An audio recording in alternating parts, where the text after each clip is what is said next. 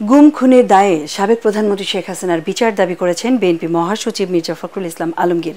তিনি বলেন, পথ হারিয়ে এখন নতুন খেলায় মেতে উঠেছেন শেখ হাসিনা। সংখ্যালঘু সম্প্রদায়কে ঢাল হিসেবে ব্যবহার করে নতুন ষড়যন্ত্র করছেন। বিকেলে ঠাকুরগাঁও সদর উপজেলার গড়েয়া ডিগ্রি কলেজ মাঠে ঐক্য ও সম্প্রীতির জনসভায় প্রধান অতিথির বক্তব্যে মির্জা ফখরুল এসব কথা বলেন।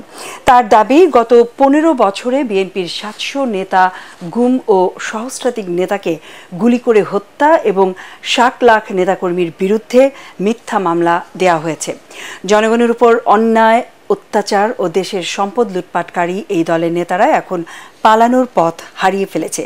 সামাজিক সম্প্রীতি বজায় রাখতে হিন্দু মুসলিম সকলকে ঐক্যবদ্ধ থাকার আহ্বান জানান বিএনপি মহাসচিব।